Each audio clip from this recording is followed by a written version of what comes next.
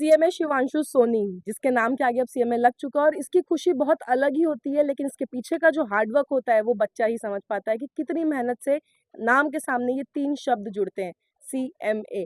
आज शिवांशु से हम ये पूछेंगे कि किस तरीके से इसने प्रिपरेशन की है, कैसे शुरुआत की, क्या-क्या अप्स एंड डाउन्स आए और क्या ऐसी चीज़ें थी जो इसको मोटिवेटेड रखी? शिवांशु, स्टार्टिंग से बताओ कि कैसे शुरुआत की, क्या सोचा था? फिर एक-एक करके लेवल बाय लेवल क्या-क्या इम्प्रोवाइज़ेशन आपने किया? किस तरीके की स्ट्रैटेजी तुमने अपनाई ताकि हमारे जो व्यूअर्स हैं उनको भी समझ में आए कि किस तरीके से हम सीएमए को परस्यू कर सकते हैं? ओके, सो हेलो एवरीवन, मेरा नाम शिवांशु सोनी है। मैं बड़ौदा छत्तीसगढ़ से बिलोंग करता हूँ। मैंने सीएमए की पढ़ाई जब स्टार्ट की तो मैंने फाउंडेशन का कोर्स खुद से ही प्रिपेयर करके दिया था, पर तब तक मेरे को आइडिया नहीं था कि सीएमए का कोर्स होता क्या है। सीएमए फाउंडेशन के बाद मैंने जब यहाँ डॉक्टर संतोष राय इंस्टीट्यूट में ज्वाइन किया तब मेरे को पता चला कि किसी भी कोर्स को जानने से पहले उसका बेस जानना ज़रूरी है। तो सीएमए कंटिन्यू करने से पहले मेरे लिए सीएमए क्या होता है ये जानना ज़रूरी है। टीचर से कनेक्ट होकर मेरे को पता चला कि लाइक सीएमए में करना क्या होता है, क्या-क्या स्ट्रैटेजीज़ अपनानी होती है, मेरे को प्रैक्टिकल के लिए क्या करना चाहिए, थ्योरी के लिए क्या करना चाहिए। अटेम्प्ट्स लगे हैं, कोई इशू नहीं है, पर बीइंग परसिस्टेंट, बीइंग पेशेंट रखकर ही मैं आज तक यहाँ तक पहुँचा हूँ।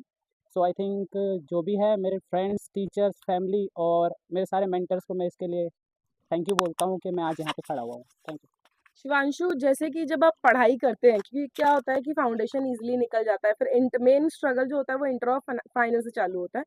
बहुत सारे सब्जेक्ट्स होते हैं, कई बार आपने दोनों ग्रुप एक साथ भी अटेम्प्ट किया है। बहुत लोगों का डाउट होता है कि किस तरीके से पढ़ा जाए, 8 सब्जेक्ट कैसे पढ़ेंगे, तो कैसे टाइम डिवाइड किया, कैसे नोट्स बनाए, उसके बारे में थोड़ा सा बताओ। सो मैम, बेसिकली हमारा जो सीएमए का कोर्स है वो 2-3 स्पेसिफिक क्राइटेरियाज में बटा हुआ है। लाइक एक प्रैक्टिकल सेक्शंस होते हैं जो कुछ सब्जेक्ट्स में होता है, जैसे अकाउंटिंग का हमारा प्रैक्टिकल सब्जेक्ट होता है, कॉस्टिंग हमारा प्रैक्टिकल सब्जेक्ट होता है। वेयर हमारे पास कुछ थ्योरी सब्जेक्ट्स होते हैं जैसे कि लॉ और मैनेजमेंट अकाउंटिंग, बाकी सारा चीज़। पर अगर हम लोग इन दोनों को साइड रख के देखा जाए तो हमारे पास एक तीसरा सब्जेक्ट भी है जो कि है डीटी और आईडीटी, जो कि होता है थोड़ा केस स्टडी बेस्ड। तो इन तीनों के लिए हम लोग को अलग अलग डिफरेंट परसेप्शन बनाना पड़ेगा कि लाइक अगर हमको प्रैक्टिकल का नॉलेज चाहिए तो हमको रेगुलर प्रैक्टिस करनी पड़ेगी। थ्योरी के लिए हम लोग को प्रॉपर नोट्स बनाना पड़ेगा और केस स्टडी क्वेश्चंस के लिए हम लोग को डे टू डे एग्जांपल्स और रियल लाइफ इंसिडेंसेस को ध्यान में रखना पड़ेगा। इन सारी चीज़ों को ध्यान में रखते हुए हमको सबसे पहले तो अपना एक प्रॉपर प्लानिंग मेंटेन करना पड़ेगा और दूसरा हमको रेगुलर उसके लिए हार्ड वर्क करना पड़ेगा, तभी हम लोग ये चीज़ कंप्लीट कर पाएंगे। शिवांशु, अब जो कि प्लेसमेंट है, आने वाले कुछ दिनों में तुम्हारा प्लेसमेंट है, उसकी क्या प्रिपरेशन है? क्योंकि कई बच्चे ऐसे भी होंगे, कुछ लोग ऐसे भी होंगे जो ऑलरेडी सीएमए बन चुके हैं और अब उनको समझ में नहीं आ रहा कि प्लेसमेंट के लिए क्या प्रिपरेशन करें। तुम थोड़ा-सा उसके बारे में भी आइडिया दो कि तुम जैसे प्लेसमेंट के लिए जा रहे हो, तो प्लेसमेंट के पहले तुम क्या तैयारियाँ कर रहे हो?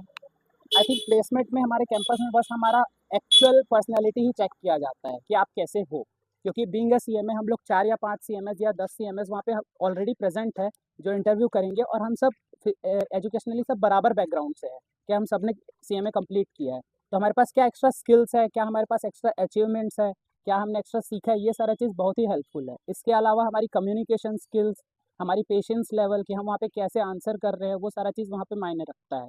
डॉक्टर संतोष राय इंस्टीट्यूट में not only on educational background, GDP in सब चीज़ों की क्लासेस मैंने अभी अटेंड की है, तो इससे मेरे को ये चीज़ प्रॉपर गाइडेंस मिल गई कि मेरे को कैसे वहाँ प्रिपेयर करना है, कैसे वहाँ पे कैंपस में अपीयर करना है, and I will surely be on a good position after that. All the very best Shivanshu. हम चाहते हैं कि बहुत ही बेहतरीन कंपनी में तुम्हारा प्लेसमेंट हो और उसके बाद एक बार फिर से इंटरव्यू लेंगे ताकि उसका भी एक्सपीरियंस हम लोगों के साथ शेयर ओके कर मैम, सकें। All surely. The very best. Thank thank you you. Ma'am.